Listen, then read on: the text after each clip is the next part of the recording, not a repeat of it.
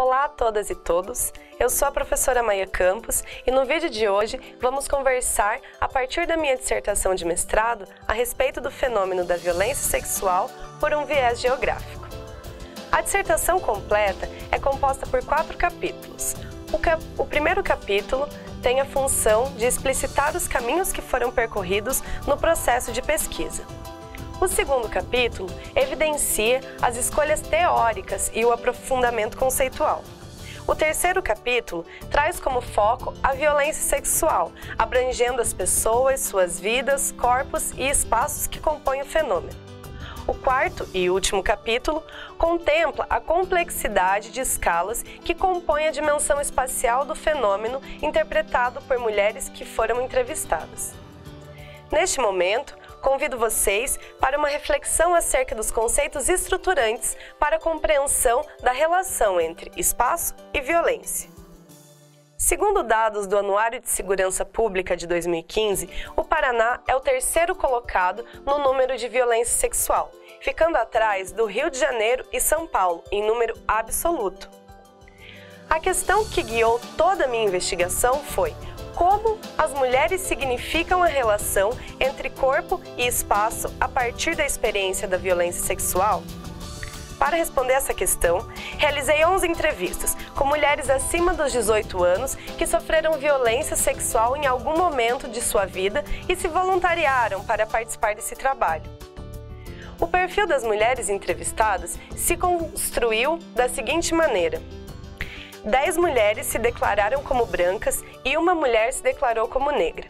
Uma mulher com o ensino superior completo, 8 mulheres com o ensino superior incompleto e 2 mulheres com o ensino médio completo. A renda pessoal dessas mulheres se configurou da seguinte maneira: 6 delas recebiam até 1 salário mínimo, 2 recebiam até 2 salários mínimos e 3 delas mais que 6 salários mínimos. Os trabalhos acadêmicos sobre violência sexual geralmente são voltados à infância e adolescência. Isso se justifica, pois a maioria das denúncias são realizadas por crianças.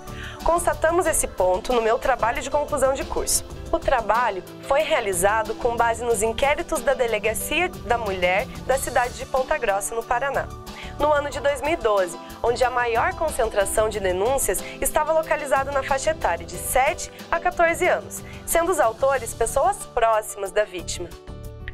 Porém, não existir denúncia não é sinônimo de que não existe crime. Segundo o Anuário de Segurança Pública de 2015, apenas 35% das vítimas de violência realizam a denúncia. Podemos constatar, tanto no meu trabalho de conclusão de curso, bem como na dissertação, que a violência sexual é praticada principalmente por pessoas próximas da vítima. Nas entrevistas, as mulheres relatam a agressão vinda de namorados, pai, irmão, primos, padrasto, vizinho, amigo e também de pessoa desconhecida, que ocorreu em apenas um dos casos. Azevedo e Guerra trazem que a violência sexual é uma forma de violência enraizada culturalmente e que, enquanto considerada um fenômeno social e cultural, ela deve ser controlada e erradicada, uma vez que exista vontade política para tal. Diana Lam aponta que a violência não é algo natural, mas provocada pelas relações de dominação e subordinação que ocorrem contra pessoas mais vulneráveis. A vulnerabilidade ou risco à violência, segundo Miriam Abramovay, se estabelece em um processo de descompasso entre os recursos e a habilidade que algumas pessoas possuem, relacionadas à oportunidade que a sociedade lhes oferece. Há determinados tipos de violência em que se estabelece um risco mais acentuado às mulheres. A violência é um ato de poder.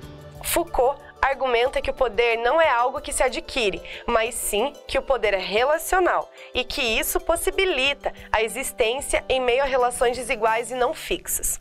Foucault aponta também que o poder não é exterior a outros tipos de relações, mas é parte inseparável destas. Sendo a violência sexual uma relação de poder desigual entre vítima e agressor, outro ponto a ser considerado é que ela é generificada. Segundo os dados do Instituto Médico Legal de Ponta Grossa, em 2011, dos 173 laudos médicos realizados referente ao crime de violência sexual, apenas um era contra o sexo masculino. A falta de denúncia pode ser um fator bastante importante a ser considerado, Porém, neste momento, iremos trabalhar com os dados efetivos. Para o conceito de gênero, Scott traz 4 eixos que possibilitam compreender o mesmo como elemento que constitui relações fundadas sobre as diferenças entre os sexos. O primeiro eixo são os símbolos culturais que representam o papel da mulher como Eva e Maria na cultura ocidental, mas também em mitos da luz, da escuridão, da purificação e poluição, da inocência e da corrupção. No segundo eixo, a autora traz os conceitos normativos que acabam por colocar em evidência as interpretações simbólicas que limitam a possibilidade metafórica desses próprios símbolos, colocando-o como naturais e tradicionais. No terceiro eixo, Scott aponta para uma perspectiva de superar a noção de gênero fixo, para que seja possível descobrir a natureza do debate ou da repressão que mantém uma aparência de uma permanência nas representações binárias de gênero. O quarto eixo, e não menos importante, refere-se à identidade subjetiva. A autora coloca que há uma relação de poder que delibera o acesso diferenciado aos recursos materiais e simbólicos. Até o momento, compreendemos que a violência sexual é composta por 2 fatores: relação de poder, desigual e gênero. Faltam ainda 3 pontos fundamentais que dizem respeito à geografia do fenômeno da violência sexual. O primeiro deles diz respeito diretamente ao conceito de espaço privado. O espaço privado e o espaço público são importantes escalas de análise para a geografia. O limite entre o público e o privado é uma separação interdependente, uma vez que o público e o privado não existem um sem o outro. Pierre Mayol aponta para o espaço privado como um local que deveria dispor de proteção, onde a pressão do corpo social sobre o corpo individual é descartada. Porém, pode ser justamente nesse ponto de alívio social que a casa passa de um local de acolhimento para um local de vulnerabilidade. Das 11 mulheres entrevistadas, 9 foram violentadas dentro de uma casa. Para as mulheres entrevistadas, a casa é um local contraditório. Ao mesmo tempo em que é um local de conforto e segurança, elas apontam que a vulnerabilidade à violência sexual está em todos os ambientes e apontam o espaço privado da casa como ambientes em potencial para a violência, como podemos constatar nesse trecho da entrevista da Iodite. Para mim, eu acho que a maior vulnerabilidade é dentro de casa. Não sei se é porque é lugar que a gente menos espera que aconteça e acaba acontecendo, ou se é porque é realmente. Eu acho que a gente está vulnerável em qualquer lugar, porque a gente sempre pensa que está seguro em algum lugar por causa das pessoas que estão com você. E não é assim. Se fosse dessa maneira, dentro de casa ninguém nunca ia sofrer violência. O quarto ponto a ser evidenciado é o corpo. Referenciado por Silva et al., Simon se aponta 3 momentos em que tem o objetivo de compreender o corpo. O primeiro baseia-se na ideia do corpo como um local de contestação, ou seja, o corpo como uma ferramenta de luta, principalmente para as reivindicações feministas, como o aborto, a luta contra a violência sexual e a luta contra a violência doméstica. O segundo aborda as relações da sexualidade pós-estruturais, levando em conta a necessidade de reconhecer as diferenças dos corpos e as relações de poder que esses exercem uns sobre os outros, levando em conta a sexualidade, as diferenças étnicas e a racialidade. Fala-se dos outros corpos, ou seja, corpos que fogem da norma vigente e que são rotulados, excluídos e considerados estranhos ou diferentes.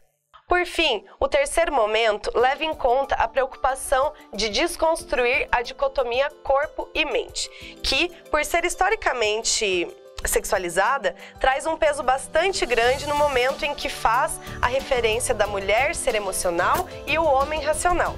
Uma teoria baseada na biologia dos corpos, reforçando a ideia de um mundo referenciado no binário. Esses 3 momentos nos colocam a refletir que os corpos não são apenas um instrumento para garantir a nossa relação com o espaço, mas que são também componentes desse espaço, ou mais, o próprio espaço geográfico. Guacira Lopes Louro proporciona reflexões aprofundadas e de cunho espacial apuradas. Louro propõe que nos corpos existem marcas e que essas marcas referem-se à cor da pele, gênero, tamanho dos olhos, formato dos seios, classe e nacionalidade. Essas marcas são percebidas a partir da cultura que esses corpos fazem parte. Algumas marcas podem ter caráter de maior importância ou menor importância. Isso vai depender do contexto. Essas marcas podem servir tanto para identificar quanto para estigmatizar. Judith Butler aponta que os corpos não estão fadados a seguir as normas impostas pelos padrões sociais, podendo subverter essa lógica, colocando em xeque a própria lei regulatória, pois se podem gerar rearticulações que colocam em questão a força hegemônica. Corpos violentados podem se enquadrar nessa lógica de subversão, não apenas pela marca impressa, pois as marcas não são necessariamente ligadas ao externo, ao que os outros vão interpretar, mas também atrelada ao que será interpretado a partir das marcas. Essas, mesmo que internas, podem fazer com que as pessoas se coloquem e se sintam bem em um determinado espaço e se retirem de outros. Constituir a ideia de corpo como espaço geográfico não é tarefa fácil, à medida em que essa abordagem ainda não é comum na geografia brasileira. Contudo, feministas anglo-americanas já têm desenvolvido essa ideia há pelo menos 2 décadas. A oposição entre sujeito e espaço precisa ser superada, bem como a compreensão dos limites entre corpo e mente. O 5º ponto para fechar a nossa reflexão é o conceito de escala geográfica. A escala é um conceito que faz parte da epistemologia da geografia e há várias direções de pensamento sobre ela.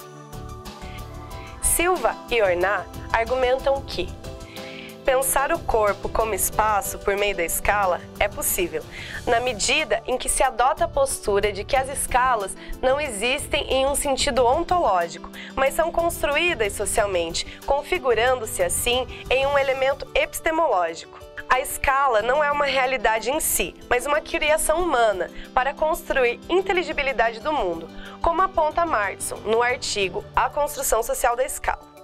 Martinson evidencia que existe uma variedade de estudos que foram destinados a defender que a escala é socialmente construída. A preocupação de Martinson está em que a escala não é necessariamente uma estrutura hierárquica dada ou pré-determinada enquanto local, regional, nacional e global, mas sim um resultado de tensões que existem entre estrutura e prática social.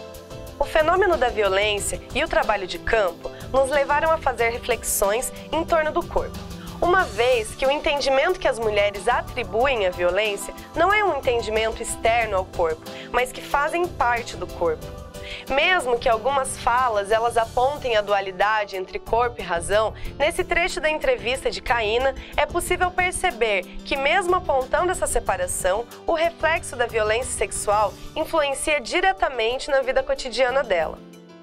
Porque o corpo, ele se regenera, ele se cura, mas a cabeça da gente não se cura. E ficou pior depois de um tempo, porque eu comecei a ter problemas quanto à agressividade, eu surtei dentro do trabalho.